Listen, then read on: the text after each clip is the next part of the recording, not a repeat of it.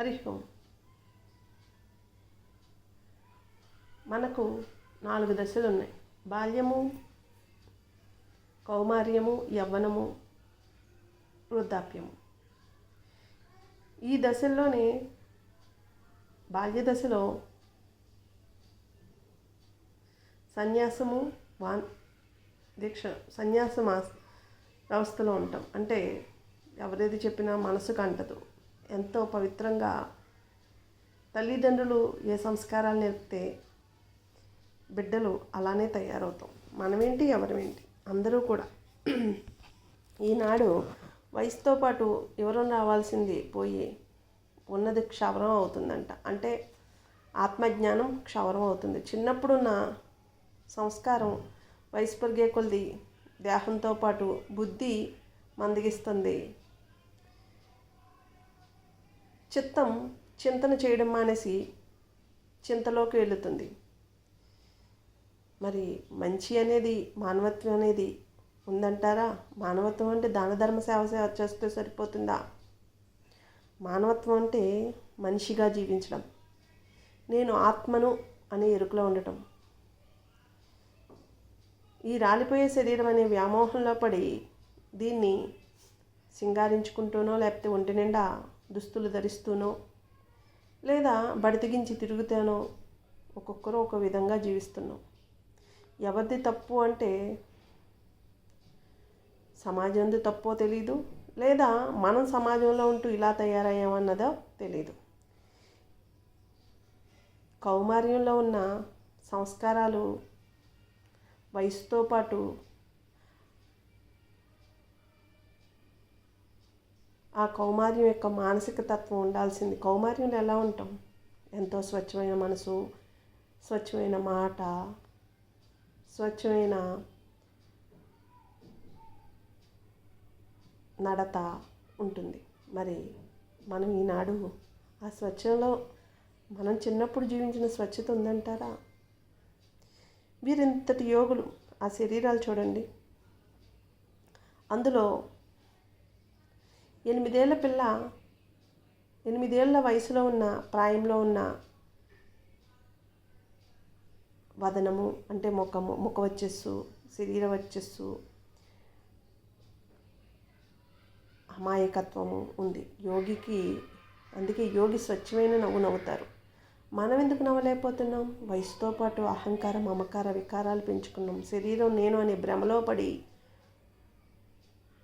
శరీరాన్ని ఒంటి నిండా గుడ్డలతో దాస్తున్నాం.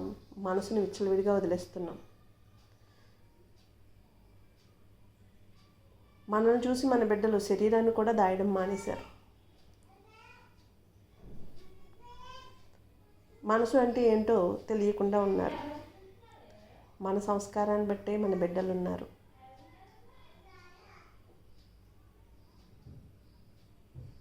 మన మనసు ఎప్పుడు 8 నుంచి 11 ఏళ్ళ మధ్యలో ఉన్న స్వచ్ఛమైన మనసు ఎలా ఉంటుందో వయసు పెరిగే కొలది కూడా అలా ఉంటూ అన్ని పనులు చేస్తూ అందరి ఆశీస్సులతో ముందుకు సాగిపోతే మనం ఎప్పుడు ఆనంద ఆరోగ్యాలతోటే ఉంటాం.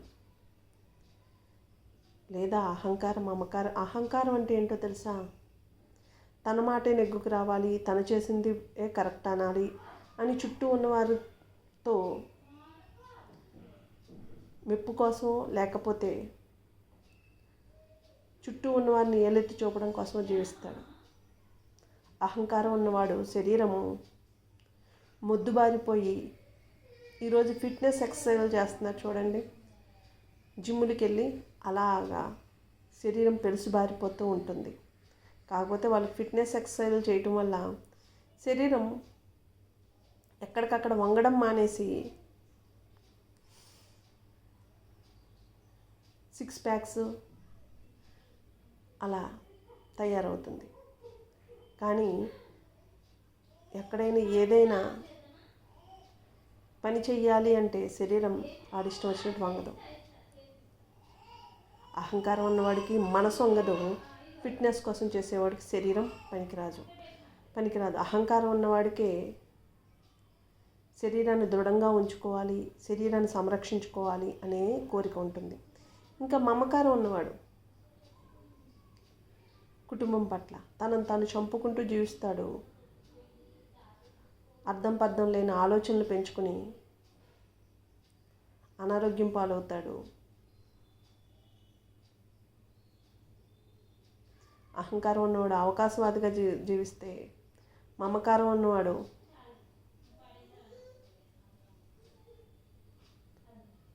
తన శరీరంని పక్కన పెట్టి చుట్టూ ఉన్నవారే శాశ్వతం అనుకుని తనను తాను కోల్పోతూ అనారోగ్యం పాలవుతాడు.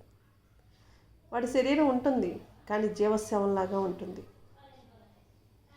అది ఆడైనా సరే మగైనా సరే. వికారం ఉన్నవాడు ధనవస్తు వస్త్రమే శాశ్వతం అనే శరీరం అనే భ్రమ కూడా ఉండదు.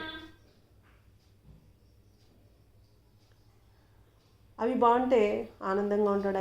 వాటికి ఏమన్నా అవుతే ఆందోళనలో కూరుకుపోతాడు.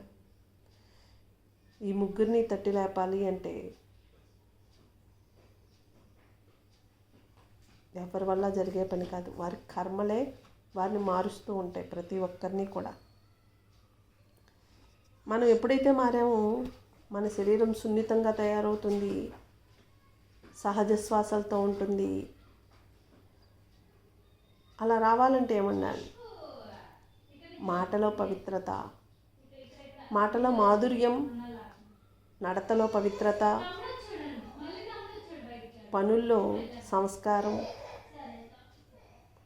ఇవన్నీ ఎక్కడ మొదలవుతాయి? అందరినీ చూసి నేర్చుకుంటేనే, అందరిలో ఉన్న మంచిని గ్రహిస్తేనే మనం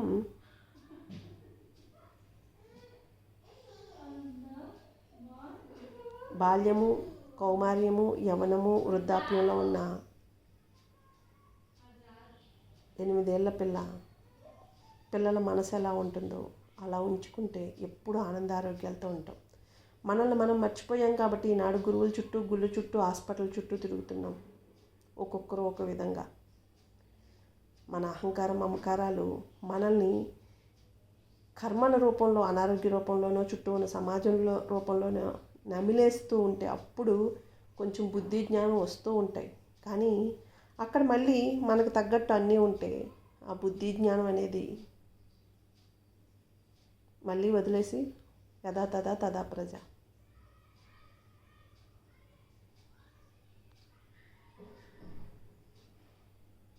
కానీ ఈరోజు అనారోగ్యం నుంచి బయటపడాలన్నా యోగా, ప్రాణాయామ,